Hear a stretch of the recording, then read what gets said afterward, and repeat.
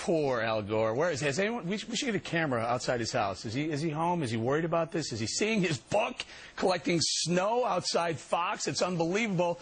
By the end of the hour, Dana, I'm thinking at least halfway up. I don't know, maybe up to truth. I don't know. The snowflakes aren't that big. All right, calls. All right, it's official. 2010, the snowiest winters ever in Baltimore, Maryland, and Washington, D.C. I think that's Philly on the left side of your screen, and all show we've showed you the Al Gore book, An Inconvenient Truth, sitting outside our studios here at Fox, taking on more and more snow in this 2010 blizzard. Okay, now Senate Democrats reportedly saying this monster storm just might break the back of their global warming plans. My next guest says it's a win for the American people. He's the global warming skeptic, pelted by warmists at the conference in Copenhagen. Filmmaker Phelim McAleer is outside in Washington saying, let it snow, let it snow, let it snow. Thanks for joining us. Where's your costume? Where's your polar bear? Well, it's not. We don't need a polar bear costume because it's global warming. This is the hottest year on record or whatever it was, or even though it's not really. So it's global warming. It's so hot we're all going to die. I thought I would dress appropriately for the global warming that we're all experiencing. Al Gore and all the environmental movement have been telling us for years now we're global warming. So here I am in my shorts, my sun hat, and my sandals. So this is dressing appropriately for the weather conditions. Now, just before we go any further, if you see any warmists making snowballs and taking aim at you, let us know. We'll cut away. We don't want that on camera. There was a number out today, and I can't remember where I read it, but someone estimated about $100 million per day of lost productivity out of Washington while Congress and Senate are on break. Yeah, but you see, the global warmist hysterics, they say the snow was caused by global warming. There's an article in Time magazine this week, the snow was caused by global warming. We're in the realms here of reading your horoscope. So no matter what weather there is, too much rain, too much snow, too much sun, they look at it and say, oh, it must be global warming. So that's the level of science we're at now, is that, no matter what happens, it has to be global warming, it has to fit their agenda, because their agenda is about really taxing people, controlling people, and trying to get money off them to fit their agenda.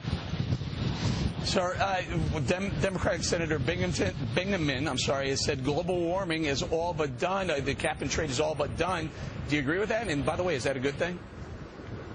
Oh, well, I mean, I think the end of cap and trade is probably good for the American people, but it's good to get a bit of, get science back to where it should belong, and people know that global warming is dead, and it's time I mean, it may have been junk science, but I suppose definitely it's junk politics, and now here we are. I mean, I'm dressed here to suit the so-called global warming, and let me tell you, it's not warm here, it's very cold, but this is what the global warming movement has been trying to do, tell you that what you see in front of your eyes is not true, and, it's a good thing for America. It's going to be the biggest tax increase in American history ever, and that's dead now, or so they say. And I mean, oh yes, there's the global warming blizzard that's just taken my sun hat away. Well, let me ask you this: I heard the Himalayas were going to melt by 2035. What do you have to say about that?